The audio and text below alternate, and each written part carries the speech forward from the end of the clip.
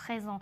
À la frontière nord, les avions de chasse F-16 sont sur le qui-vive et protègent l'espace aérien israélien. Reportage de Mathias Inbar.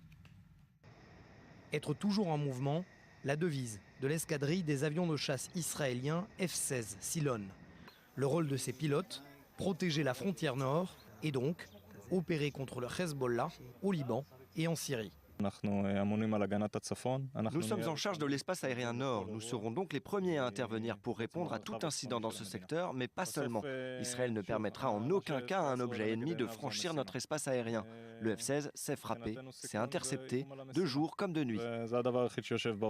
Bachar al-Assad a récemment menacé de riposter à toute nouvelle incursion des avions de chasse israéliens en Syrie.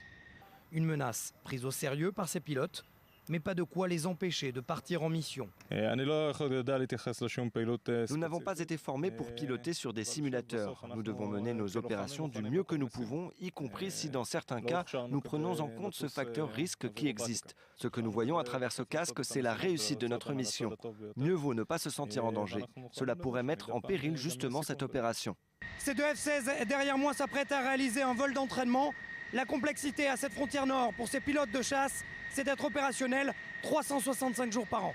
Un ordre de mission géré par une jeune fille de 21 ans à peine. La particularité, selon elle, de l'armée israélienne. C'est assez incroyable d'être sur le qui-vive 24 heures sur 24. Cela nécessite une discipline de fer. Nous avons la responsabilité d'assurer le bon déroulement des vols et des pilotes de notre escadrille.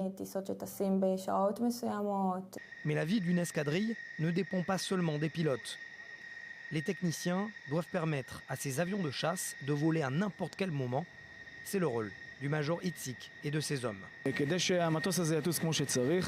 singulier à notre armée de voir qu'un jeune homme ou une jeune femme de 18 ans est capable de réparer un engin qui coûte plusieurs millions de dollars, d'être celui qui signe l'ordre de vol. La complexité au Proche-Orient oblige nos techniciens à être dévoués, flexibles. Ils savent en temps réel la mission de nos avions de chasse, ce dont les appareils ont besoin, de la quantité en carburant jusqu'au type de missile. Un entraînement constant et des missions en permanence. L'armée de l'air israélienne est sur tous les fronts. Certains pilotes de cette escadrille seraient actuellement en Grèce en entraînement conjoint avec les flottes américaines et émiraties. L'un des objectifs communs, faire face au système antimissile russe S-300.